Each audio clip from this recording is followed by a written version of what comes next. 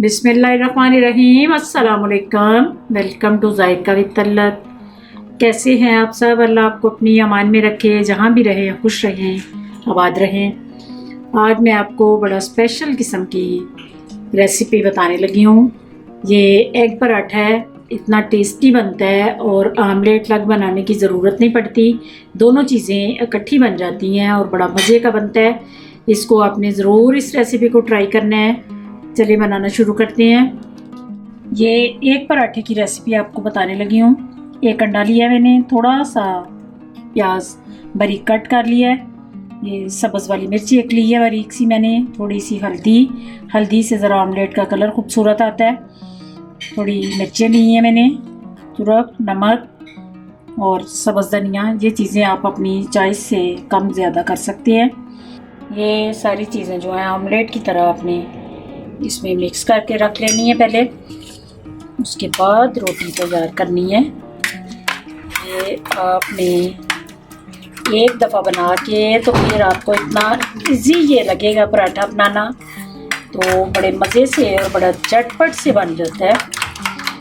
इसको आपने एक दफ़ा मेरे कहने पे ज़रूर ट्राई करना है, बड़ा मज़े का बनता है। ये मैंने आमलेट को मिक्स कर लिया है, मिक्स करके मैंने रख लिया है। अब रोटी बना के मैं आपको बताती हूँ।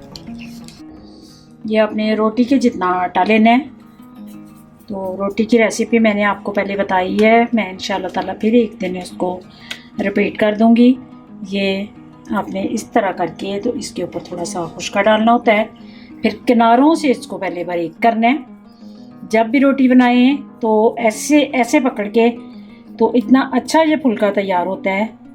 पहले आपने किनारे बारीक करने हैं, तो फिर आपने सेंटर से ऐसे करके तो खुशके में बस एक ही दफ़ा आपने इसको ऐसे करना है और इसकी इतनी खूबसूरत रोटी तैयार हो जाती है। बिल्कुल ज़्यादा खुशका लगाने की ज़रूरत नहीं पड़ती।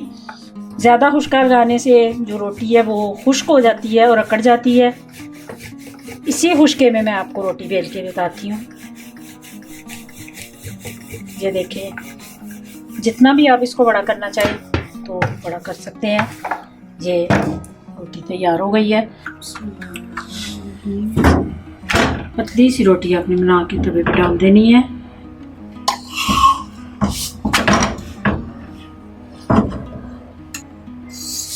थोड़ा ऐसे घुमाएं ताकि इसकी सारी साइडें पक जाएं। एक जैसी भी रोटी तैयार होती है, नहीं तो कहीं से कच्ची रह जाती है और कहीं से पक जाती है। ये जब आप समझें कि इस तरह की थोड़ी सी रोटी कच्ची है और थोड़ी सी पक्की है, उसके बाद आपने इसके ऊपर मक्खन लगाना है। पहले रोटी के ऊपर थोड़ा सा मक्खन लगा लें, बिल्कुल थोड़ा सा, ये बाकी का उठा लें। उसके बाद आपने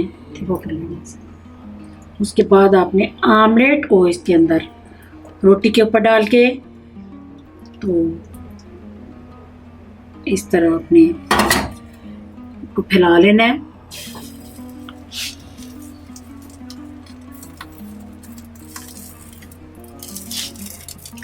ये आप रोटी जब पलटेंगे तो आमलेट सारा तवे पे आ जाएगा, वो आपने परेशान नहीं होना, कोई मसला नहीं।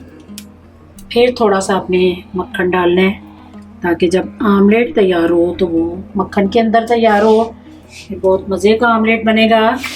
अब आपने रोटी को ऐसे पकड़ के, तो पहले आमलेट को नीचे करना है, उसके बाद एकदम से ऊपर रोटी रख देनी है।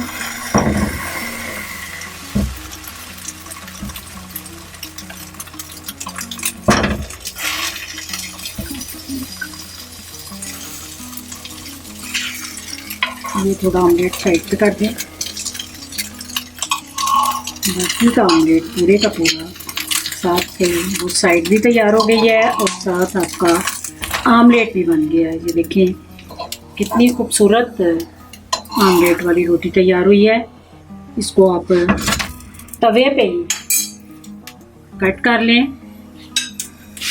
3 या 4 हिस्से इसके आपने काट लेने हैं।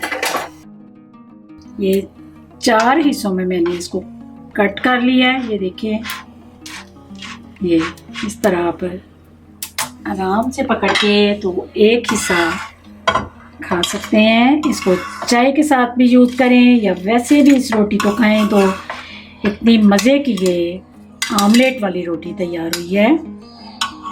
आपने इस रेसिपी को ज़रूर ट्राई करना है। दुआओं में मुझे याद रखना। अल्लाह आप सबका हामी और नासिर। खुदा हाफिज़।